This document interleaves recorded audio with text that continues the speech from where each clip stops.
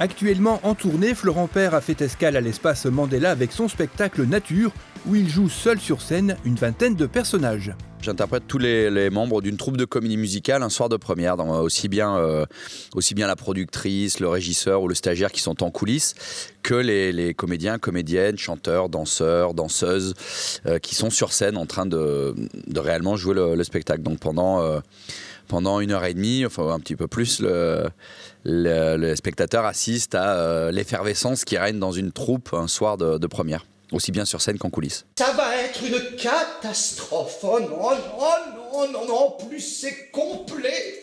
Tout le monde va voir cette merde. Oh là là, mais pourquoi il fait pas des sketchs et des impros comme avant, l'autre con? Ça va, mon Florent?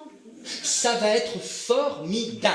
Voilà. Le plus clair, c'est Catherine, qui est la productrice du spectacle, enfin dans l'histoire de mon spectacle, et qui est ouvertement inspirée de Catherine Barma, qui est la productrice d'On ne demande qu'à en rire. Enfin, et d'autres, elle a produit d'autres émissions évidemment, mais moi j'ai travaillé avec elle sur On ne demande qu'à en rire, et donc on n'a même pas changé le prénom. Mais tous les autres personnages sont toujours inspirés. Soit c'est un mélange de plusieurs personnes que j'ai croisées, soit il y a toujours, mais ça, c'est presque le travail que font tous les comédiens, mais là particulièrement dans la création de personnages comme ça. Il y a toujours effectivement une inspiration, une imitation de quelqu'un que j'ai croisé, soit quelqu'un de mon entourage, mais même des fois quelqu'un que j'ai croisé comme ça, lors d'un dîner ou dans un resto, ou que même des fois j'ai même pas forcément côtoyé, que j'ai juste écouté à côté. Je prends un truc et puis après j'en fais un personnage. Ouais. Salut, salut.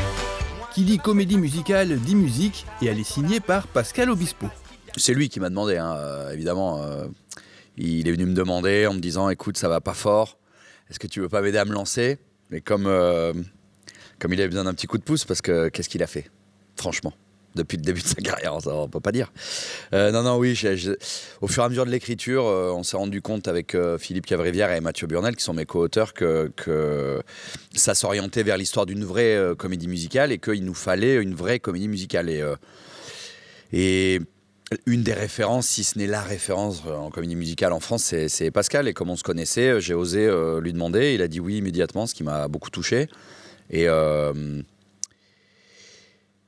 c'était le mieux à faire c'était le mieux à faire, oui, parce que déjà c'est quand même un des meilleurs, et puis que lui il s'est beaucoup amusé à le faire, qu'il s'est parodié lui-même. Il a eu l'intelligence de s'auto-parodier, donc ce qui me permet moi d'avoir un champ, un terrain de jeu qui est encore plus intéressant, puisque voilà, il m'a donné les éléments pour que je puisse encore mieux parodier le genre.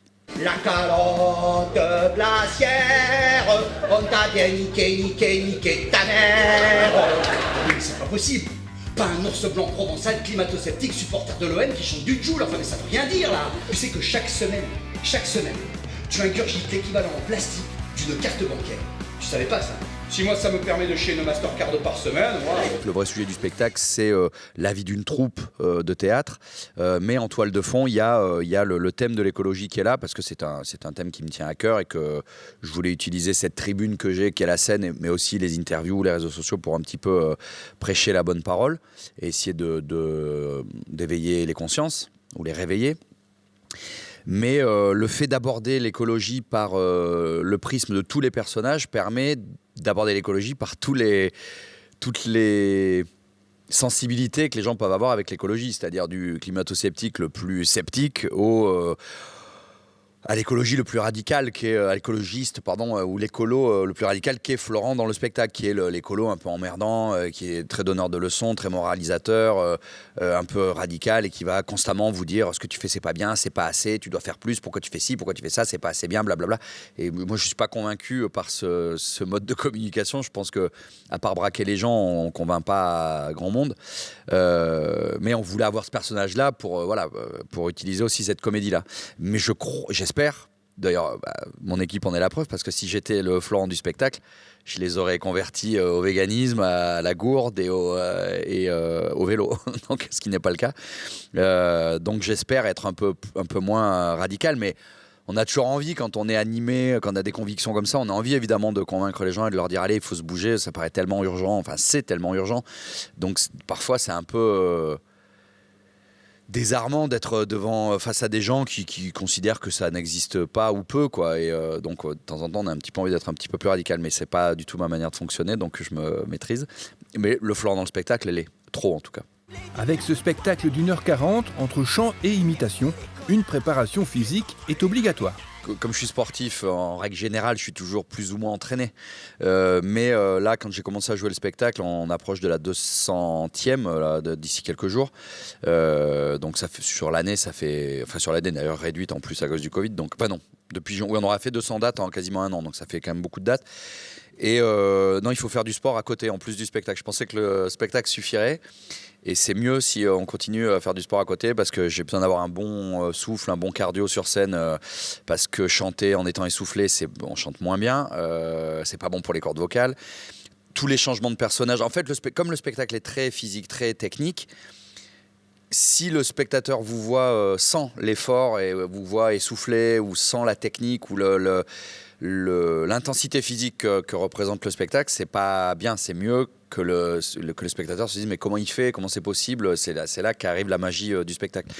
Donc je m'entraîne le plus possible pour avoir du souffle sur scène. Je prépare ma voix aussi avant de jouer. J'ai 1 heure d'étirement, yoga, vocalise, et tout ce qui s'ensuit pour être prêt. Mais ça fait partie aussi de ma préparation. Ça me permet aussi de me concentrer, de rentrer dans le spectacle. Mais je pense que si je le faisais pas, je serais quand même moins bien sur scène. Ouais.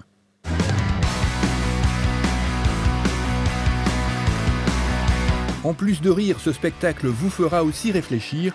Pour connaître les prochaines dates, une seule adresse, www.florentpère.com.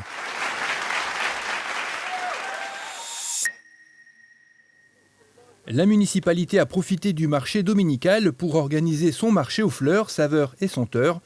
Une édition revisitée avec la participation de 7 exposants et les 3 fleuristes de la commune, Belval Fleurs, Marina Fleur et Top Fleur, qui ont proposé un large choix de plantes et de fleurs, mais aussi des accessoires et de la décoration. Les visiteurs ont également pu s'inscrire au concours des maisons fleuries. Il y avait aussi un stand maquillage animé par le twirling et un stand animé par la MEL pour tout connaître sur le compostage. La commission Fêtes et Animations a profité du marché et de la météo agréable pour organiser sa première marche de courte en bus, une randonnée avec 2 parcours, 5 et 10 km, qui a attiré de nombreux participants venus en famille ou entre amis. À leur retour, une collation et une boisson leur ont été remises.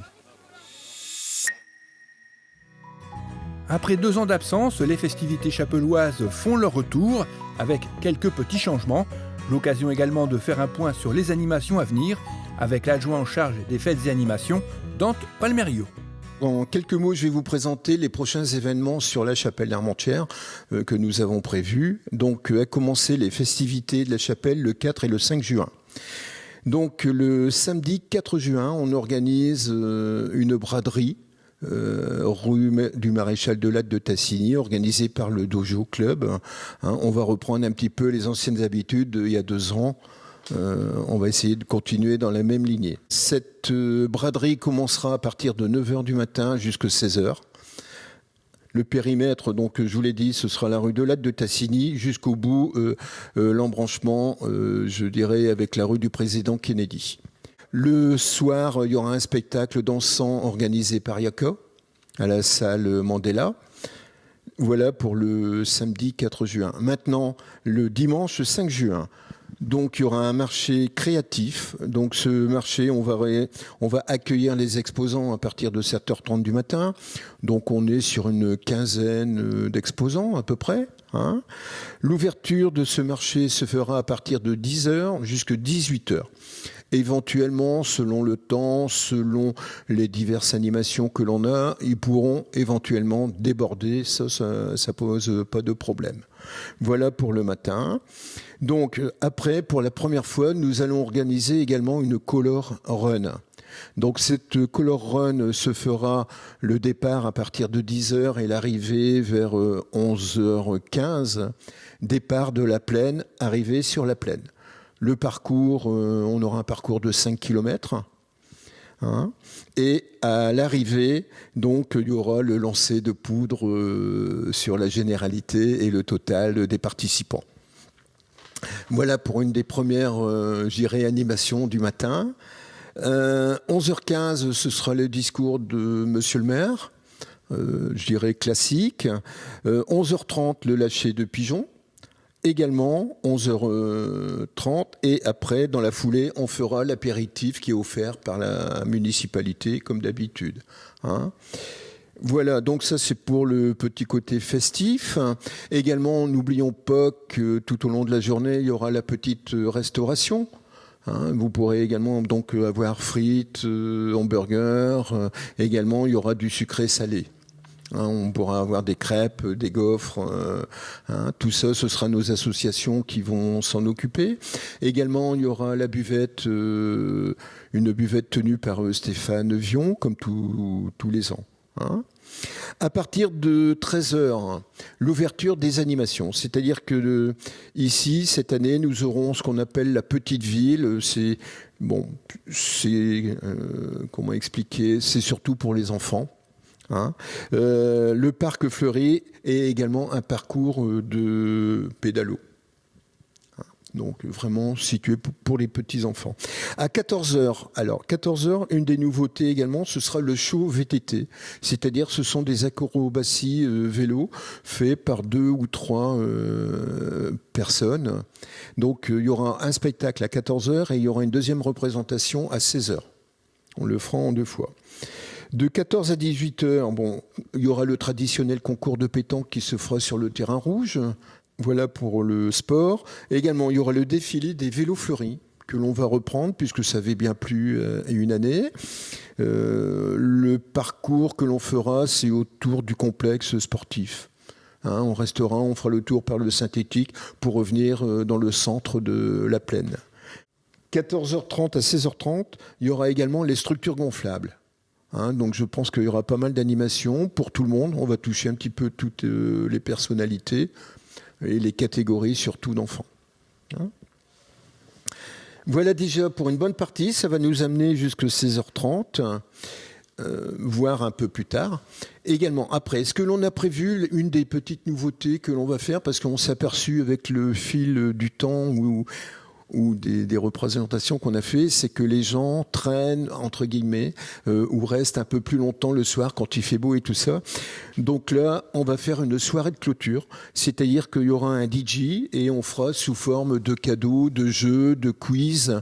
Il y aura une animation musicale qui va nous amener à peu près jusqu'à 21h, 21h30.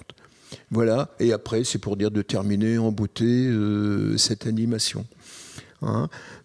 Voilà pour tout du moins ce qui est les festivités du 4 et 5 juin.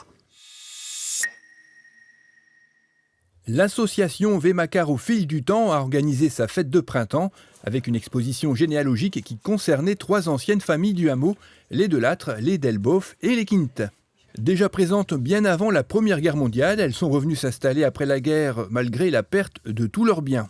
En raison de plusieurs mariages entre elles, on retrouve aujourd'hui de nombreuses familles descendantes sur le hameau, comme les Osdé, les Marescot et les Cuveliers. Ces recherches, on les doit à Germain de Kerle, le secrétaire de l'association.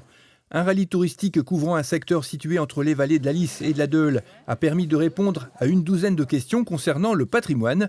12 équipages s'y sont inscrits, ce qui représente environ 50 participants et qui ont mis entre 2h30 et 4h pour parcourir le circuit. À leur retour, un barbecue bien fourni les attendait, car à Vémacar au fil du temps, l'important, ce n'est pas de gagner, mais de partager un bon moment en toute convivialité.